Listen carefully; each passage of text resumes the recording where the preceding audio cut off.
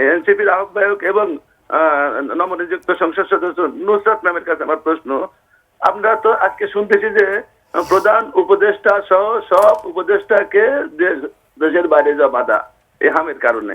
তা আপনারা তো ডক্টর ইউনূস সাহেব আসার পর থেকেই দফায় দফা তাদের একই সূত্রে গাঁথা ছিলেন। আপনারা জুলাই সনদ নিয়ে, আপনারা গণভোট নিয়ে, আপনারা নোট অফ ডিসেন্ট নিয়ে সব সময় আপনারা উপদেষ্টাদের সাথেই ছিলেন এবং প্রধান উপদেষ্টার সাথে ছিলেন। তা সেক্ষেত্রে আপনি করে তো একবার দায় এড়ানোর মতো কোনো সুযোগ নাই। তখন আপনারা ভালো একটা ফর্মে ছিলেন, বিএনপিও ছিল, জামাতও ছিল, বুঝতে পারছি। আমরা এটার উত্তর নেওয়ার চেষ্টা করব। প্রথমত এনসিপি অন্তর্বর্তীকালীন সরকারের সমর্থক ছিলেন কথাটার মানে কি? বরং ভিজুয়াল বিরোধিতা যেটুকু হয়েছে সে জুলাই সনদে সই করা নিয়ে বলেন কিংবা আর জানিয়ে সেটুকু তো করছে বিএনপি, এই এনসিপি। সেখানে তো আমরা বরং বিএনপির সাথে জামাতের সাথে বিএনপি কিন্তু প্রতিবাদ করেছে। ডিসেন্ট দেওয়া আর আগে আগে অনেক বিষয় অন্তর্বর্তীকালীন সরকারের অনেক অপরাধ নিয়ে প্রতিবাদ করেছে। বিষয়টা হচ্ছে 3 মাস থেকে ভোট চাইতে শুরু করা, নোট অফ ডিসেন্ট দেওয়া প্রত্যেকটা পয়েন্টে, তারপরে গিয়ে সই করে আসা।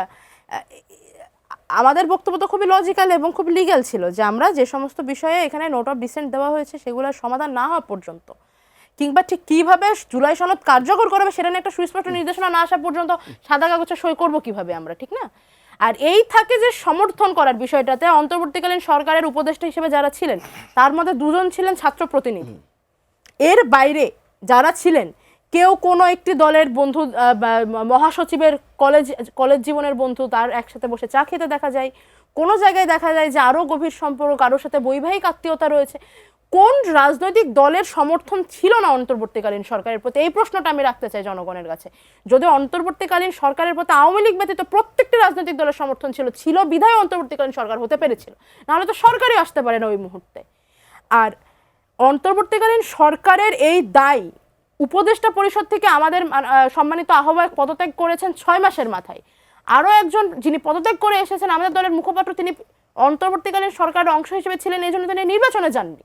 আর কতভাবে নিরপেক্ষতা দেখানো যায়? এরপরেও এটা একটি রিট হয়েছে। অন্তর্বর্তীকালীন সরকারের যদি দোষ থেকে থাকে শিশু হত্যার পেছনে, আমার মনে হয় না এনসিপি এক ফোঁটাও এটাকে গার্ড দেওয়ার চেষ্টা করবে। বরং আমরা প্রথম থেকে বলে আসছি যে যদি এটার পেছনে এটার তদন্ত হোক, এই তদন্ত জনসম্মুখে প্রকাশ করা হোক, দোষীদের দায়ীদেরকে একদম পরিষ্কারভাবে তাদেরকে বিচারের আওতায় আনা হোক।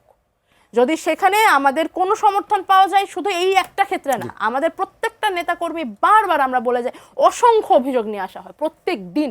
ফেসবুকে ঢুকলে অভিযোগ কমেন্ট বক্সে 6 লাভ হয়ে যায়, কিন্তু কোনো অভিযোগের কোনো প্রমাণ নেই, কোনো অভিযোগের কোনো ভিত্তি নেই। আমি বলবো যদি অভিযোগ থেকে থাকে তাহলে বর্তমান তো দেশে নির্বাচিত সরকার রয়েছে, তারা তদন্ত করুক।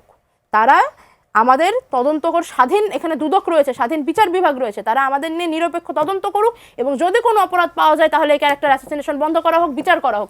শুধু অভিযোগের মাধ্যমে যে চরিত্র হনন হয় সেটার তো কোনো সমাধান দেখা যাচ্ছে না।